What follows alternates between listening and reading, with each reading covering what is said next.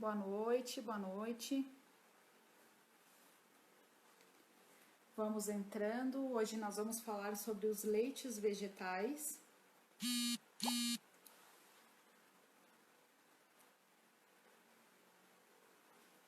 Quem estava aqui na live de ontem, gostaram da live de ontem? Agregou para vocês? Gostaram das informações que eu passei para vocês ontem?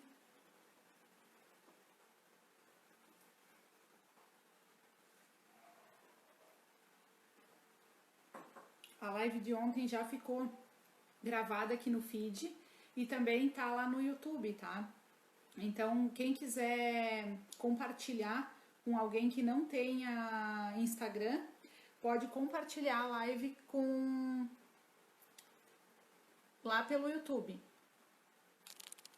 pelo WhatsApp, né?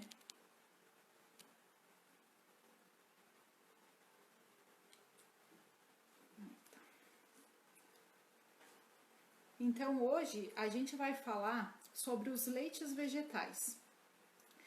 E a gente vai falar dos leites porque na alimentação funcional a gente procura usar os alimentos de maneira mais natural possível, certo? Então, hoje em dia a gente encontra muitas pessoas, né, com intolerância à lactose, com alergia à proteína do leite. E isso se dá porque o processo hoje de pasteurização, né, do leite, porque a maioria do leite que a gente encontra hoje em dia é o leite de caixinha, né? Quase a minoria, a quantidade de pessoas que toma o leite da vaca. E como eu já tinha falado, né, nas outras lives, o leite da vaca, que é o leite integral, natural, ele precisa ser fervido, ele é um alimento perecível, ele não tem muita durabilidade.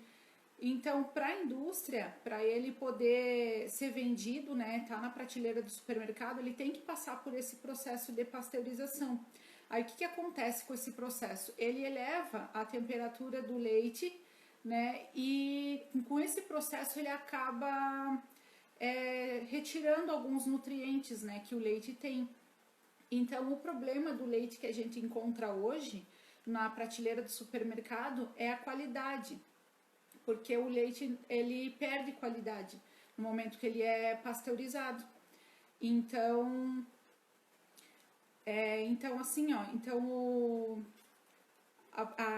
a pasteurização ela retira esses nutrientes, né, do leite e também o pessoal acha, a maioria, né, todo mundo pensa que tomando leite a gente vai estar obtendo cálcio, né, para o nosso organismo, para a saúde dos nossos ossos.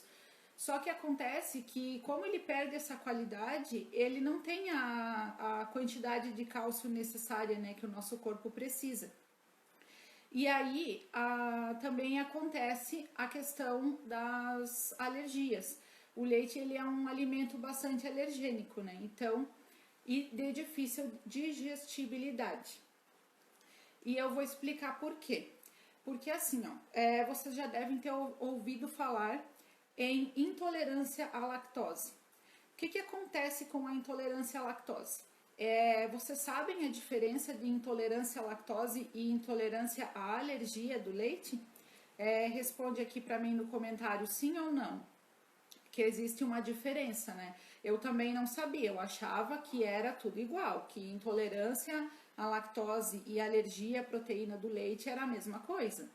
Mas não é, são intolerâncias diferentes. O que acontece com a intolerância à lactose? A lactose, ela é o açúcar do leite. E o nosso organismo, o organismo de algumas pessoas, a gente tem, todos, né? A gente tem uma enzima que se chama lactase, que ela é produzida lá no intestino delgado. E tem algumas pessoas que produzem em menos quantidade, essa enzima lactase.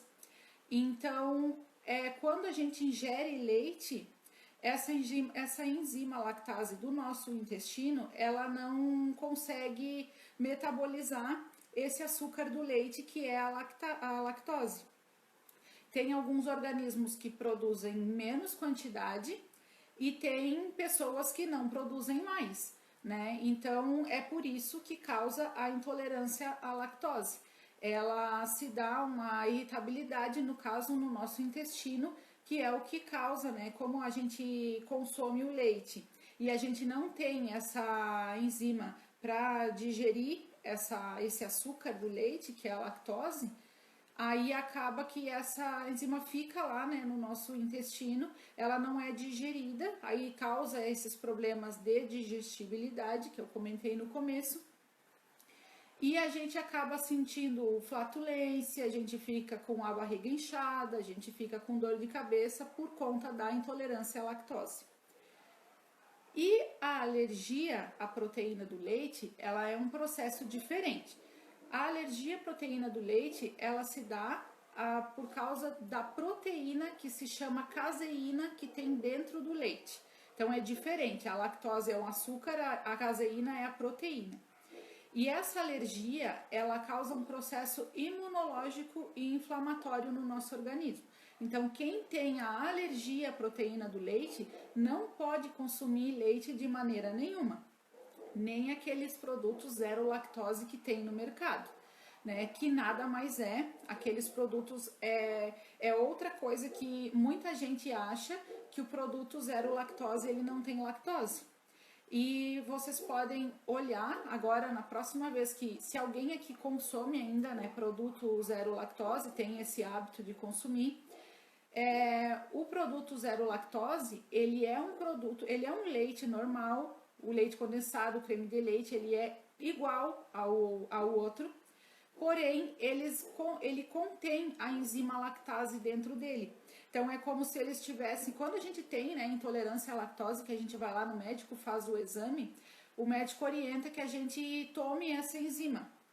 Toda vez que a gente quiser ir numa pizzaria, né, vai tomar um sorvete, então o médico vai lá e dá esse remédio para a gente ingerir quando a gente for consumir a lactose, para que ela seja digerida, para que essa enzima faça a digestão dessa lactose do leite quando a gente consome. Só que o ideal não é que a gente esteja consumindo esse remédio sempre, né? Porque afinal, se o nosso organismo, se o nosso corpo já está avisando que a gente não consegue digerir esse açúcar, essa lactose, a gente não deve ficar provocando, né, essas irritações, essas inflamações. Então, o que acontece com os leites zero lactose? Eles colocam a lactase lá dentro. Então, vocês podem ver que aqueles produtos, ó, leite condensado, zero lactose, creme de leite, zero lactose, vira a caixinha e olha lá nos ingredientes e vê que vai estar escrito a enzima lactase lá. Então, muitas vezes acontece de quem tem intolerância à lactose consumir o produto zero lactose e ainda assim ficar inchada. Por quê? Porque a pessoa, né, tem problema, ali contém lactose. Então, às vezes, não é nem bom consumir. Mas e daí, falando sobre a questão do cálcio, que eu estava comentando no início, então agora vocês já sabem a diferença da intolerância à lactose e da alergia à proteína do leite, que são coisas diferentes.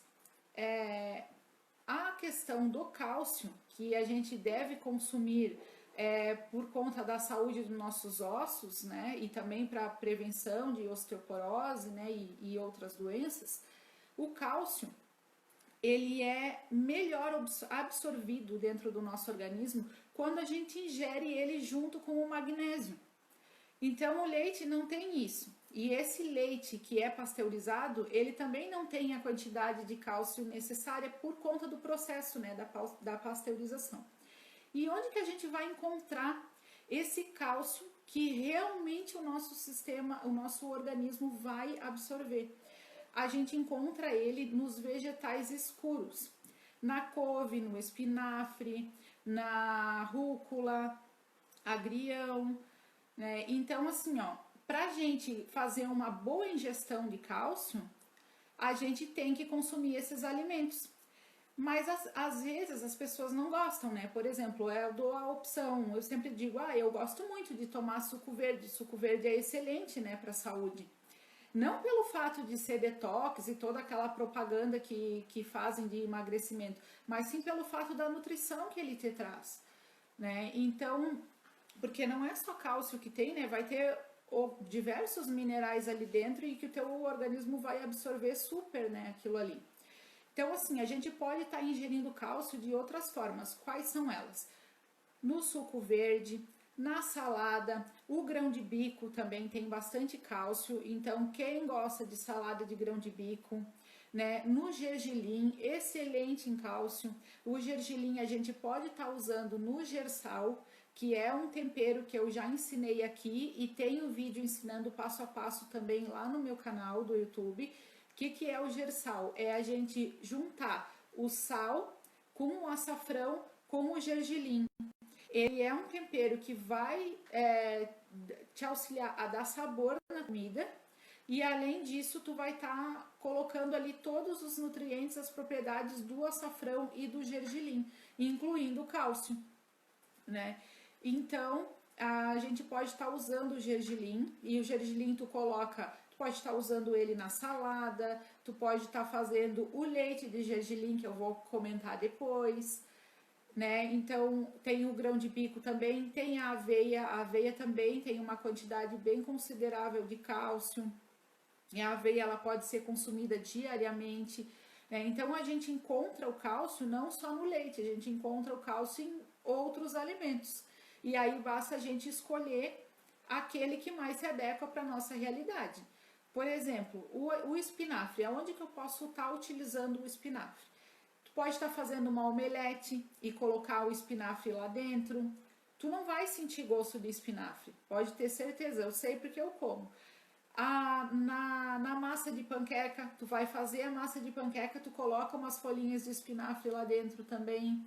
Vai ficar a panqueca verde, vai ficar diferente para as crianças, ela fica atrativa e nutritiva, né? Então, o grão de bico dá para utilizar ele também como salada, dá para utilizar ele como na massa do empadão também, que fica uma delícia.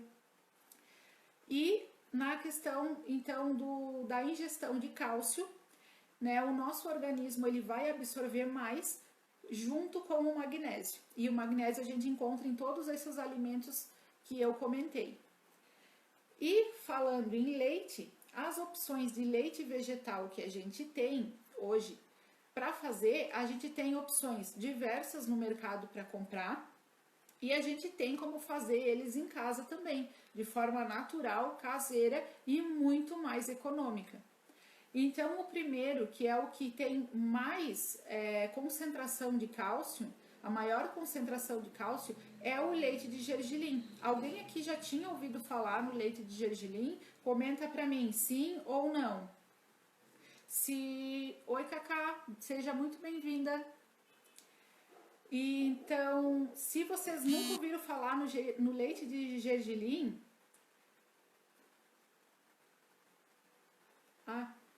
Desculpa, eu estava lendo o comentário. Comenta pra mim se nunca ouviram falar. Então eu vou explicar para vocês como que funciona para fazer o leite de gergelim. Então assim, ó, vai pegar uma xícara de gergelim e a gente vai deixar ele de molho. Quando a gente deixa esse gergelim de molho, mais ou menos aí umas 12 horas, a gente vai tirar umas propriedades que tem na semente que não fazem bem para o nosso organismo. Então, por isso que a gente deixa eles de molho primeiro. E isso vai acontecer com todos os leites que eu vou explicar aqui para vocês, tá? E olha aí, ó, já fiz e é excelente, que bom. Nossa, muito bom. E então tá, então aí depois dessas 12 horas, a gente vai... Ai, que bom, Nath! Seja bem-vinda também. Então, depois dessas 12 horas do molho, a gente vai retirar essa água do molho e vai colocar o gergelim no liquidificador. E aí a gente vai colocar mais 3 xícaras de água e a gente vai bater esse gergelim e daí ele vai formar o nosso leite de gergelim, que é rico em cálcio.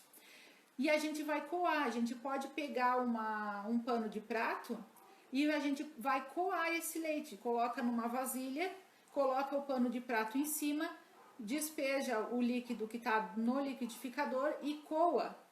E aí vai sair só o leite de gergelim. Aquele resíduo que sobra no pano, a gente pode até congelar ele e usar depois para fazer pão, para fazer bolo, né? Ou até mesmo a gente pode pegar esse resíduo, secar ele um pouco no forno, colocar numa forma, secar ele um pouco e usar para colocar no gerçal, para colocar num tempero. E isso, a água do molho é descartada. Todos os leites que eu vou falar aqui, até de todos os alimentos, todos eles a gente descarta a água do molho. Pessoal, quero pedir uma coisa para vocês. Vamos mandar essa live para mais pessoas. Eu queria muito ter umas 20 pessoas aqui comigo aprendendo sobre leites. Nessa semana, na segunda-feira, a gente já teve 14 pessoas aqui online. E eu ia ficar muito contente se a gente conseguisse chegar a 20 pessoas online aqui comigo. Então, se vocês puderem estar enviando o aviãozinho aí para mais gente tá vendo esse conteúdo, tá? Eu agradeço. E é um conteúdo bem rico, principalmente para quem tem essas intolerâncias que eu comentei no começo da live, tá? São leites fáceis de fazer e são leites econômicos. Vocês vão gastar metade do valor que vocês gastam comprando no mercado, certo? Então tá, então o primeiro leite que eu comentei foi o leite de gergelim. A gente também tem o leite de aveia, que é o mesmo processo. Ah, e uma observação sobre o leite de gergelim é que, como o gergelim ele é um alimento que ele tem um gosto mais amargo, como que tu pode fazer para deixar ele mais palatável? Tu pode colocar umas gotinhas de extrato de baunilha, ou então tu pode bater ele com tâmaras ou bater ele com banana. E esses leites que eu vou falar aqui para vocês, não necessariamente vocês têm que utilizar eles para beber. Substituindo, por exemplo, o leite de vaca por os leites que eu vou falar aqui, muitas vezes, talvez alguém não vai gostar do gosto, né, do leite. Ah, eu me adapto mais com leite de coco, eu me adapto mais com leite de castanha, porque cada um tem um gosto diferente, tem um aspecto diferente. Então, assim, ó, se é para tomar, vocês têm que testar e verificar qual que é o que vocês vão se adaptar melhor no paladar de vocês ou na casa de vocês. E aí, na questão do leite do gergelim, o que que dá para fazer? Ah, eu não gostei do gosto, achei meio forte. Então, tu pode bater ele com frutas, tu pode fazer uma vitamina, tu pode guardar esse leite na geladeira num vidrinho para utilizar durante a semana e fazer os teus bolos, os teus pães, né? Então, em vez de estar usando o leite de vaca, que é inflamatório e que tu não pode utilizar porque o teu corpo não digere, né, ou a proteína ou a lactose, então tu vai estar utilizando o leite, esses leites que eu vou ensinar aqui para vocês. O segundo leite é o leite de aveia, também na mesma ideia do leite de gergelim. A gente vai pegar uma xícara de aveia, vai deixar ela de molho. Por que a gente deixa de molho? Que eu estava explicando antes, né? Porque essas sementes, esses cereais, eles têm uns fitatos que a gente precisa tirar essas propriedades deles antes de bater.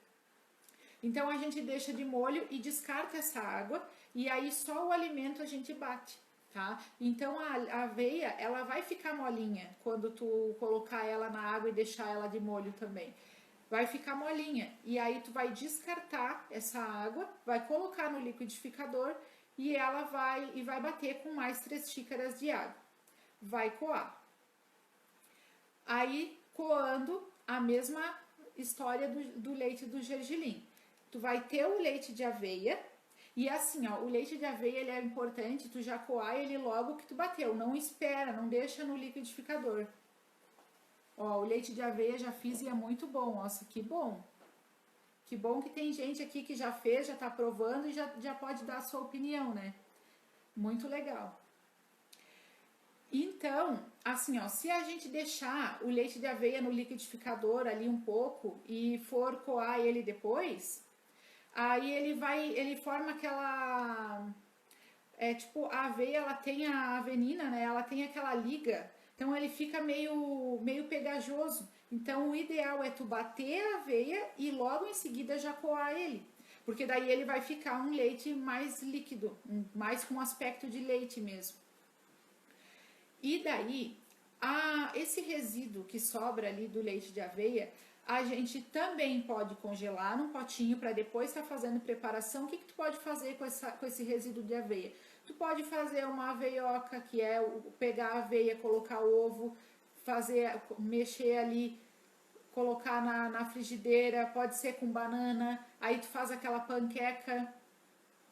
Isso, isso, se deixar ele no liquidificador muito tempo, esperando ali, ele fica gosmento. Então é assim, bate a aveia e já coa logo. E daí não acontece isso. Daí pode utilizar o leite depois. E aí esse resíduo da aveia a gente pode estar utilizando depois para fazer bolo, para colocar nos pães, para enriquecer aí uma panqueca. Ó, o leite de aveia com cacau é uma delícia, ó, já uma outra ideia. Isso daí eu nunca tinha feito. Isso aí eu não sabia. Bem legal. E o próximo leite que a gente vai falar aqui é o leite de castanha de caju. O leite de castanha de caju, ele é o leite que mais se adapta nas preparações culinárias, porque ele fica muito parecido, né, com o aspecto do leite de vaca, só que ele tem muitas propriedades. Ele é um leite bastante proteico, ele é, nossa, é rico em cálcio, ferro, magnésio, fósforo, potássio, vitaminas, tem muita coisa boa ali dentro. O que a gente vai fazer? A gente vai utilizar 100 gramas da castanha de caju crua e vamos deixar ela de molho. E que dá mais ou menos aí uma xícara também de castanha de caju. E a gente vai deixar ela de molho na água morna. E a castanha de caju, ela vai ficar assim, ó, nesse aspecto, ela vai aumentar de tamanho. Quando a gente coloca de molho, ela fica bem hidratada. E aumenta de tamanho um pouquinho, né? Não muito, mas aumenta um pouco. Se aproxima em sabor também, mais ou menos assim, ele vai ter um pouco mais de gosto de castanha, né? Porque o leite de vaca, ele tem um sabor muito marcante, né? Principalmente pra gente que é acostumado desde de criança a tomar. Ele é um leite bem gorduroso. Eu acredito que o leite que mais se aproxima, assim, no aspecto do leite de vaca é o leite de coco. Só que o leite de coco tem muito sabor de coco, né? Tem bastante sabor de coco.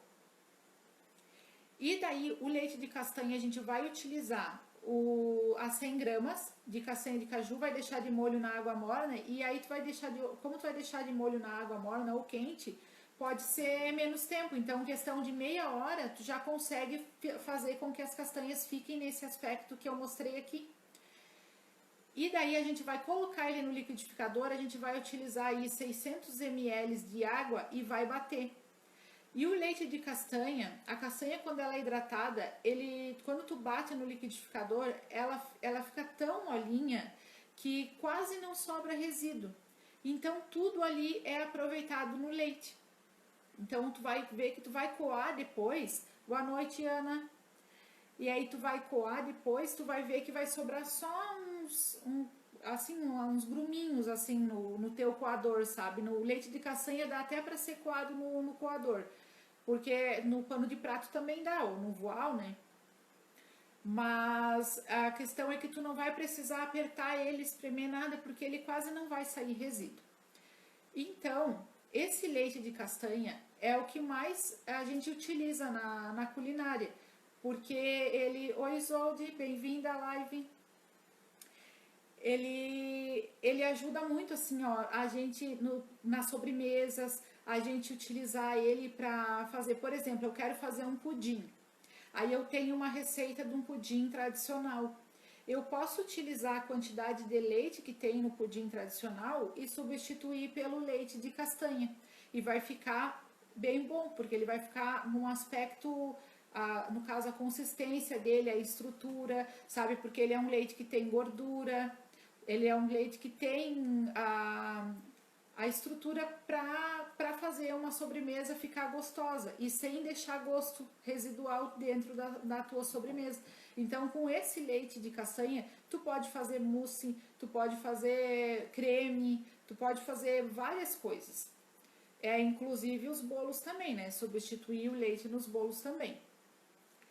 O próximo leite que a gente vai falar, que é o leite mais proteico que tem, o leite que ajuda na reconstrução dos tecidos, que tem muita vitamina E, que é um leite que quem tem problemas com articulação deveria tomar, que é o leite de amêndoas, tá? O leite de amêndoas, ele é super nutritivo. O leite condensado do pudim, a gente não vai utilizar. A gente vai utilizar somente o açúcar. Então, no pudim, tu vai utilizar os ovos, tu vai utilizar o leite de castanha e o açúcar. E sem leite condensado. Dá para colocar até um pouco mais de ovos para compensar essa gordura aí do leite condensado, né? E dá certo porque eu já fiz aqui em casa com o leite de coco e já fiz com o leite de castanha também. E os dois eu consegui fazer o pudim.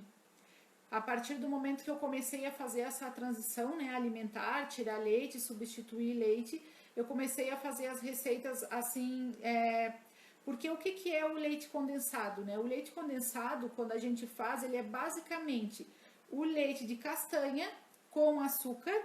Tu coloca ele para ferver numa panela e deixa ele condensar. E aí ele vai ficar grosso. Depois que tu desligar, depois que ele ferver por um certo tempo, ali vai borbulhar, ele vai diminuir de tamanho um pouquinho, por causa que ele vai condensar, né? Vai fazer esse processo. Então, depois de um tempo, tu guarda ele na geladeira, tu vai ver que ele vai ficar, faz assim com a colher, tu vai ver que ele vai ficar com um aspecto de leite condensado.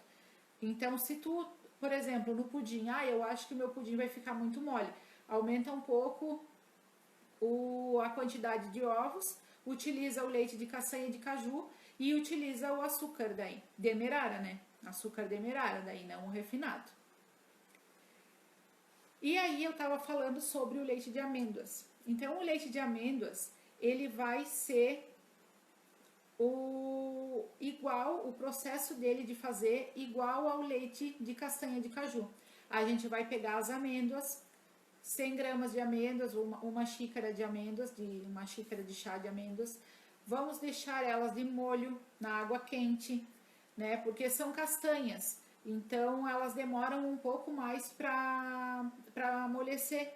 E esse negócio de deixar ela de molho é por dois motivos. É para tirar aqueles fitatos que tem na semente, ali nas castanhas, e também para amolecer ela, para bater melhor depois. E aí a gente vai descartar essa água e vai colocar ali 600 ml de água e vai bater.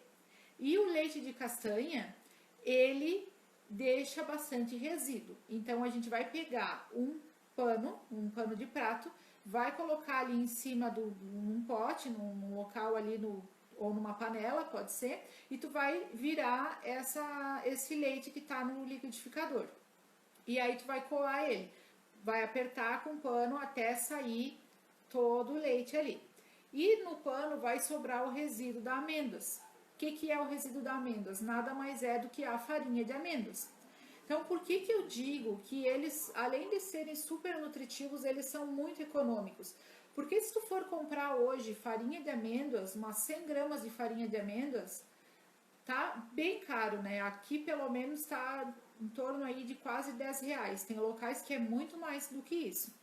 Se tu comprar a amêndoa, ela é mais barata do que a farinha de amêndoas. E com a amêndoas, em questão de meia hora, deixando a amêndoas ali de molho na água quente, tu vai conseguir fazer um leite de amêndoas para tu poder fazer uma vitamina, para tu poder tomar um leite, para poder tomar um Nescau ou tomar com café, para quem gosta de café, né? E tu ainda vai ter o resíduo da amêndoas, que ele gera mais ou menos ali umas 100 gramas, sabe, de resíduo de amêndoas, que é a farinha.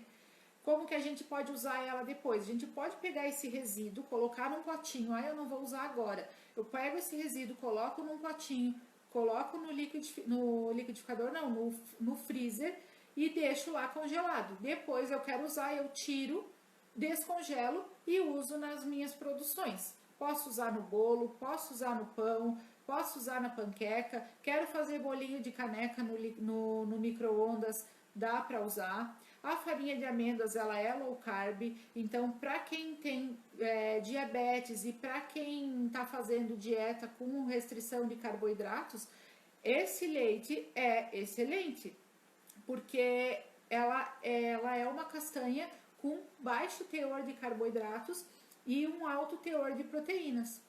E desse leite, a gente tem ali a reestruturação dos tecidos, né? Ele é um leite que nos ajuda muito na pele, na saúde da nossa pele. Ele é rejuvenescedor. O próximo leite que eu vou falar para vocês é o leite de coco. E o leite de coco, como é que a gente faz? A gente encontra no mercado aqueles vidrinhos de 200 ml que é leite de coco. Só que eles são bem concentrados, eles são bem grossos, né? A gente consegue fazer em casa daquela forma ali também, e a gente também consegue fazer da mesma forma que o leite de caixinha, porque no mercado tu encontra ali o leite de amêndoas, o de castanha, o de coco, tudo na versão de 1 litro. E ele é um pouco mais aguado, né? Esse leite que eles vendem na versão de 1 litro. Tanto é que o leite do mercado, quando a gente compra esse de 1 litro, quando tu vai fazer uma sobremesa com ele, por exemplo, se tu vai reduzir ele, tu vai fazer o leite condensado com ele tem mais água do que o leite caseiro. O leite caseiro ele vai ter mais gordura. Então, o nosso leite caseiro, quando a gente vai utilizar para fazer o leite condensado, para fazer uma sobremesa, a gente vai utilizar menos quantidade. E naquele lá, por exemplo, se a gente vai fazer um leite condensado que tu tem que esperar ele condensar, ele reduzir e formar aquela calda do leite condensado, tu vai utilizar muito mais do leite de amêndoas comprado do que se fosse o natural, o que tu fez em casa. Então, mais uma vez, ele é muito mais econômico. O leite de coco, a gente vai fazer assim, a gente vai pegar o coco fresco, seco, né, aquele coco que a gente compra no mercado. Eu vou mostrar para vocês que eu tenho um aqui, peraí.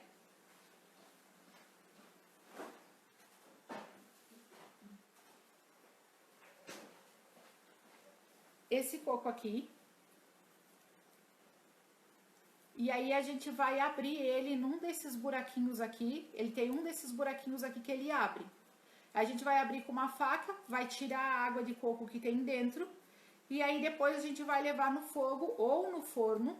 E essa casca aqui, ela vai rachar, tá? Então tem que aquecer ela para rachar, pra gente poder quebrar essa casca e tirar de dentro só a polpa do coco, que é o que a gente vai utilizar.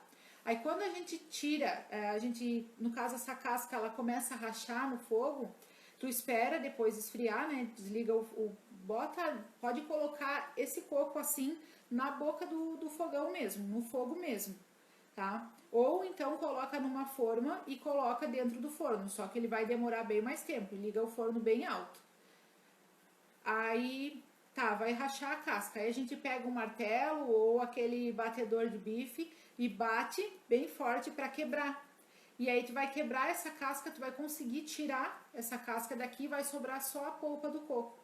Aí a gente corta essa polpa em quadradinhos, coloca no liquidificador, completa com água até ficar água acima da quantidade de coco que tem dentro do liquidificador e bate. Quando a gente bater esse leite, a gente vai coar ele da mesma forma que a gente coou os outros leites com o pano de prato. E daí ele vai sobrar também bastante resíduo. E o que é esse resíduo que sobrou? É o coco ralado e sem açúcar, é o coco natural, que vocês vão poder estar utilizando num monte de coisa aí na casa de vocês, inclusive como farinha. Então, quando tu compra uma fruta dessa daqui no mercado, tu consegue extrair dela a água de coco, que é excelente em nutrientes, tu consegue extrair dela o leite, que a gente bate e faz o leite, que é rico em gorduras, esse leite aqui. Tanto é que quando a gente faz e bate ele, e a gente depois coloca numa garrafinha e deixa na geladeira, vocês vão perceber que ele decanta. Então, toda vez que a gente vai utilizar, tu tem que agitar, porque ele deixa a água e a gordura, ele separa. Ele fica a água embaixo e a gordura em cima. Bem branca, uma gordura bem branca. Então, cada vez que a gente tem o leite de coco na geladeira e a gente vai usar, a gente tem que agitar esse leite de coco para poder utilizar. Cocada, isso aí, ó. Cocada, pudim, eu adoro colocar coco no pudim, eu gosto de fazer bolo de coco. Fica muito bom. Então, todos esses leites que eu comentei aqui, a gente pode estar também congelando eles, né? E depois tirando, esperando descongelar para utilizar. A gente pode utilizar esses leites para nossa alimentação, para tomar, né? E o que eu mais gosto de fazer com esses leites são as vitaminas, porque bater assim com morango, com banana, eu acho que fica, nossa, fica muito bom, fica bem gostoso. Então agora, né, como prometido, eu vou passar para vocês a receita do nosso creme de leite vegetal caseiro e sem lácteos, tá? Deixa eu posicionar aqui o meu celular para ele pegar o liquidificador.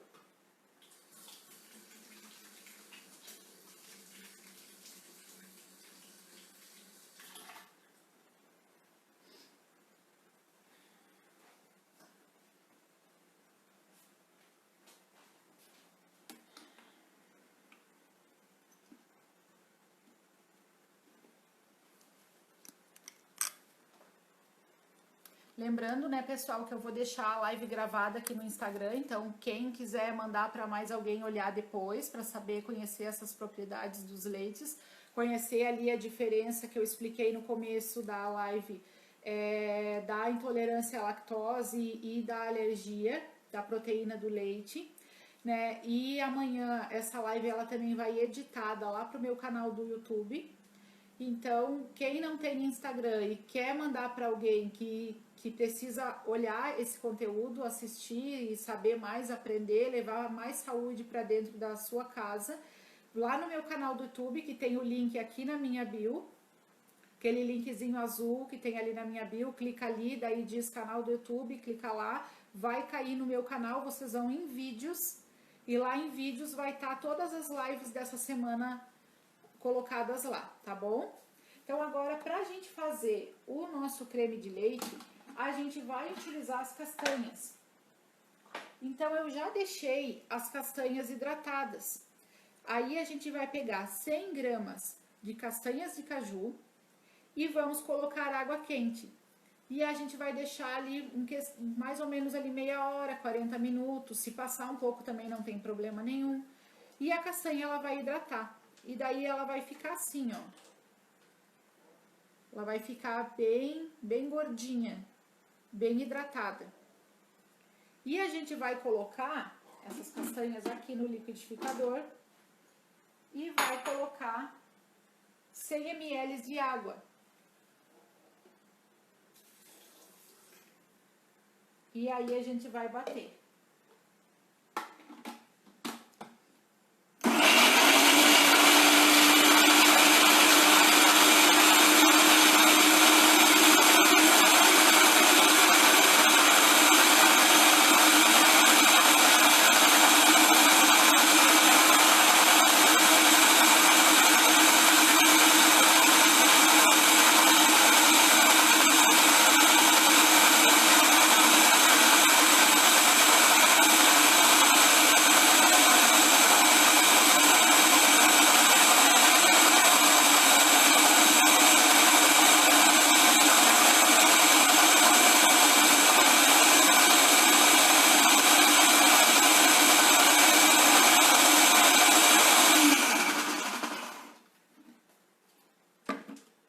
A gente vai olhar aqui se já tá bem processadas as castanhas, senão a gente bate mais um pouquinho. Porque o legal é ele ficar bem molinho assim, né? Com aspecto de creme de leite mesmo. Ó, eu vou bater mais um pouquinho porque ainda tem alguns gruminhos de castanhas aqui, ó. Então eu vou colocar para bater mais um pouco, tá?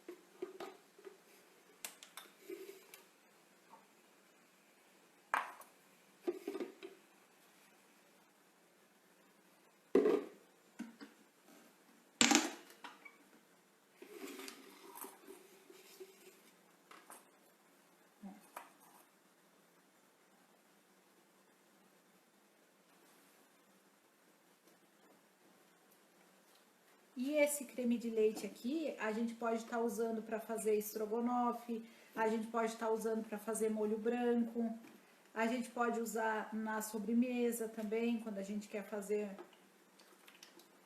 Daí tu pode saborizar ele também, né? Ah, eu quero fazer um creme, por exemplo, assim, eu quero fazer um tipo de um patê para colocar no pão. Aí tu pode saborizar ele com limão, tu pode espremer um limão, colocar para bater aqui junto. Isso mesmo, já tá pronto, é só isso. É só a castanha e a água e bater. É só isso que tem que fazer. E o leite de castanha, a única diferença é que vai mais água. É a única diferença. É nesse aqui eu coloquei, pode usar na lasanha. Lasanha de abobrinha. Tu usa, pega a abobrinha, aquela verde, corta ela assim na vertical, né? E coloca no refratário, recheia e coloca esse creme, olha aqui, ó. E todos os outros leites que eu expliquei é a mesma coisa. É deixar a castanha hidratada, ou a aveia, ou o gergelim, bater no liquidificador e depois coar. E esse daqui, ó, tu vai usar ele como creme de leite, e se tu quiser usar ele como um patê, ou como assim, um creme pra passar no pão, alguma coisa assim, aí tu saboriza ele, coloca tempero, coloca um limãozinho. É isso aí, gostaram da receita? O que vocês acharam dessa novidade? Esse creme de leite sem lácteos. Vocês vão estar podendo usar aí na casa de vocês, sem precisar ficar preocupado depois com dor de barriga, com dor de cabeça, com... Olha que cremosidade. Ele é excelente. Sim, acompanhar aperitivo, isso mesmo. Imagina, se tu tempera ele, coloca um limãozinho, ele fica excelente. Coloca ervas. Coloca ervas aqui e daí acompanha, né, com azeitona, acompanha com um salaminho, né, fica bem gostoso, bem bom. Agora no inverno, então, para acompanhar com um vinhozinho, né, a gente fazer vamos supor um estrogonofe, eu já falei, fazer o risoto, né, e um vinhozinho, e colocar esse creme de leite dentro do risoto, né? Ficar muito bom, né? Então, pessoal, para finalizar a nossa live de hoje, eu coloquei lá no meu feed, antes de começar aqui, uma frase, que é a frase da live, e a nossa frase da live de hoje é: primeiro você muda a alimentação, depois ela muda você. Então, eu gostaria que vocês fossem agora lá no meu vídeo e verificassem. Tem alguém ligando aqui. e comentassem lá no meu feed o que vocês acharam dessa live de hoje, se vocês aprenderam, o que agregou para vocês, se vocês gostaram. Comentar alguma coisa boa lá para mim, alguma coisa que, ou até mesmo opções de outros assuntos que a gente está trazendo aqui, tá? Como eu comentei com vocês no primeiro dia, né? Eu tenho um curso online de alimentação funcional, onde eu ensino o passo a passo para preparar receitas que vão dar para vocês a liberdade de comer aquilo que vocês gostam, sem perder assim o sabor e a saúde, né? E são receitas simples, são receitas econômicas, né? Então, como vocês viram, para formar esses leites, além de eles serem super saudáveis e não vão trazer assim incômodos para a saúde, como eu vou dizer, de desconforto, né? Vão te ajudar aí na digestão, vão melhorar o teu processo de funcionamento do teu organismo. São alimentos naturais, são alimentos que contêm muitas vitaminas e minerais que o nosso organismo precisa para funcionar, né, corretamente. Então, o que eu queria dizer para vocês é que amanhã à noite, né, eu vou fazer uma última live. Amanhã nós vamos falar sobre substituições, né? Substituições no sentido de o que eu posso substituir na questão de gorduras, o que eu posso substituir na questão de açúcar, né? Que são coisas que a gente não falou ainda essa semana. Que a gente já falou de farinhas, hoje a gente falou de leite. E no primeiro dia eu falei bastante sobre o processo, né, da gente saber o que a gente quer, por que a gente quer e como a gente vai fazer para chegar lá onde a gente quer. Quem não assistiu a minha primeira live dessa semana, tá gravada aqui no meu perfil e também está lá no YouTube, tá? Amanhã à noite a gente vai falar sobre substituições e eu também vou explicar mais sobre o meu curso Liberdade de Comer Bem, que é o curso que eu ensino passo a passo para você estar preparando aí da sua casa bolos, pães, sobremesas, bolos recheados, docinho de festa, recheio de ovo de Páscoa. Que mais que tem? Tem pizza, tem pão de hambúrguer, tem um monte de coisa. Tem o empadão de grão de bico que eu comentei aqui. Tem um monte de coisa boa, deliciosa, que vocês podem estar fazendo aí na casa, no conforto da casa de vocês, aprendendo coisas novas, levando saúde para dentro da casa de vocês e agregando para a família de vocês, né? Fazendo com que, não sei, todo mundo aqui tem filho que está me ouvindo, mas é muito importante, né, que a gente já implemente essa conscientização nos nossos filhos desde criança. Vai ter receitinhas no curso, tem tudo no curso, passo a passo. Tem um e-book com todas as receitas e tem o passo a passo com o vídeo. Tem tudo no curso, o curso é completinho, tem mais de 45 receitas, gravadas e escritas, com o passo a passo de como que tem que fazer. Beleza? Então agora eu agradeço a vocês, gratidão por essa noite, foi muito legal o nosso encontro. E vão lá no meu feed, deixe um comentário lá na minha última foto, né? Primeiro você muda a sua alimentação, depois a alimentação muda você. Tá bom, pessoal? Muito obrigada, tá, pela participação de todos. Eu conto com vocês amanhã também. Convidem mais pessoas para virem assistir a live, mais pessoas que precisam saber essas informações, que precisam melhorar, cuidar da saúde e que querem ter essa liberdade de comer as coisas que gostam, sem deixar de cuidar da saúde e sem esquecer do sabor.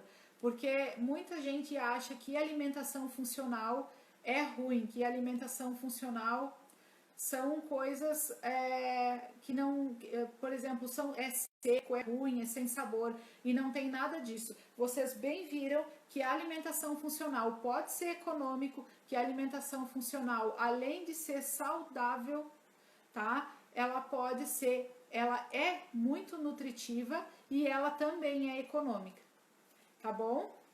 Então, muito obrigado e até amanhã. Eu conto com vocês amanhã aqui no Instagram às 20 horas. Beijo!